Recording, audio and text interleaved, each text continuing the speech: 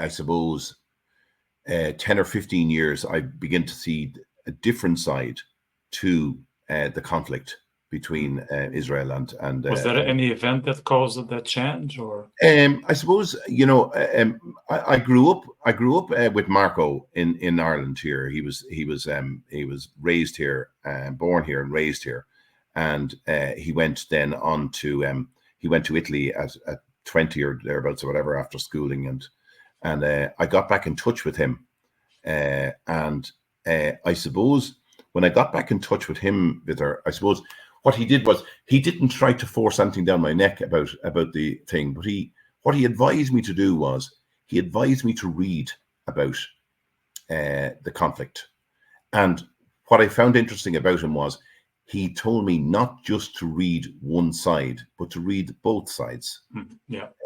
So that you're getting you're getting to a position, then you can make up your own mind on these matters.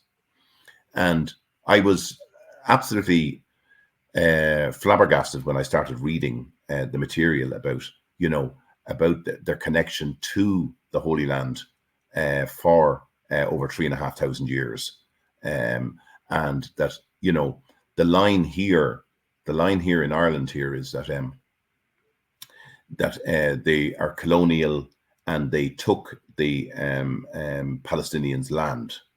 Now, I have read a number of books, and none of them confirm that. They confirm that the Jewish people are a decent, upright people who do not go around taking people's land.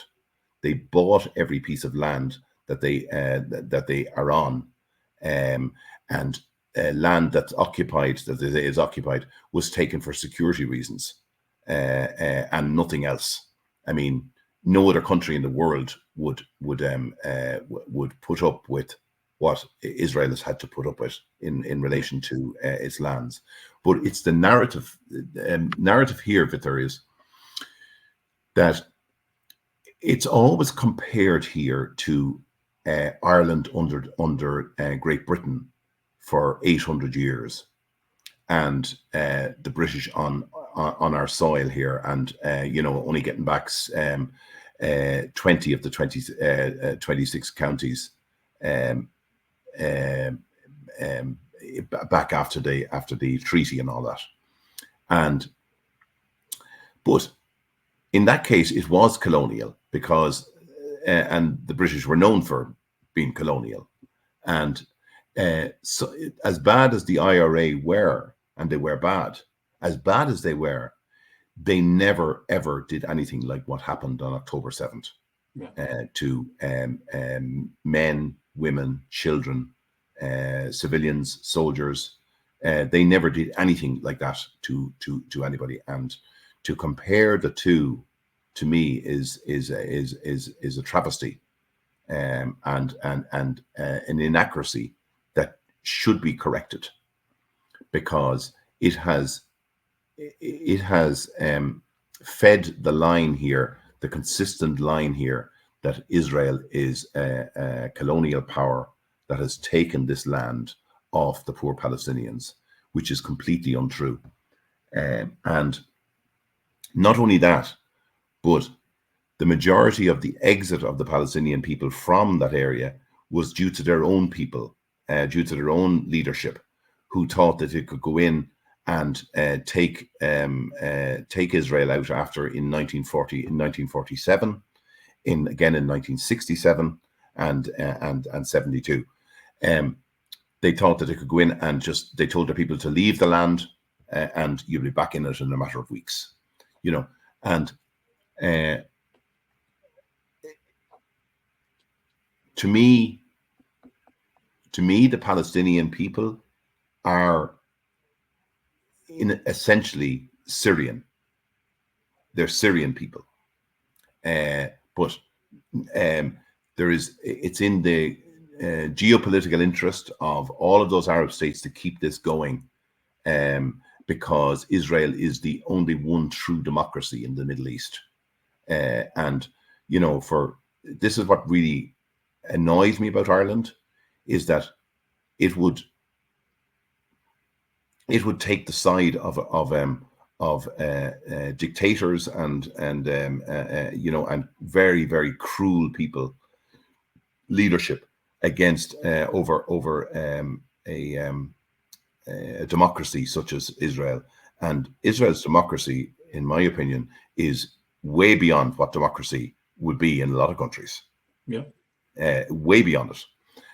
Now, and by the way, the Israelis are not perfect in any way whatsoever. They're not, and the way that some of them have carried on during this war leaves leaves your mouth open and gaping as to what in the name of God are they doing, because they're not perfect. But in Ireland's case, now at the moment, Netanyahu is the problem. If he's not the problem, it's someone else or something else is the problem. So Ireland has to have a baddie in Israel in order to continue the line that is taken. And I find that and I find it grotesque, to say the least. And then to cap it all, then to go and recognize the state of Palestine in the middle of a war where they have Hamas have went in and slaughtered children, raped women, slaughtered men, women, and children, and took hostages, and we reward them with this decision by Ireland to recognise the state of Israel or the state of Palestine. It's shameful. I think they use that as a way to promote themselves because they believe that it's translated into votes. I'm not quite sure if it's exactly the mathematics they are thinking. They might get some popularity, but not as vast as they are expecting. Because I think there is still a gap between what the government thinks of the Middle East and the average people. And I would like to get your thoughts on that. Do you think people are lying? Not as much. What's your perception? Is this the Irish people? Yes. Yeah. I think there is. I see where you're coming from this. I think there is definitely a disconnect between the Irish people and the Parliament. The Parliament is a far left-leaning Parliament, and this narrative has been driven by the far left.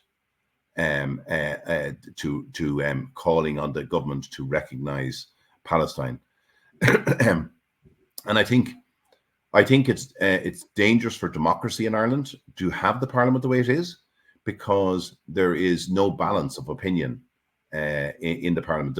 I could probably count on less than one hand the amount of people who could openly get up in either the Senate or the Dáil, the Parliament, and defend Israel. There's probably less than a handful that would do it. That doesn't mean that there's less than a handful who actually believe that there's something wrong here, and that it's not all Israel's fault. But we've got to the stage now where people are afraid to speak about how they feel on these matters.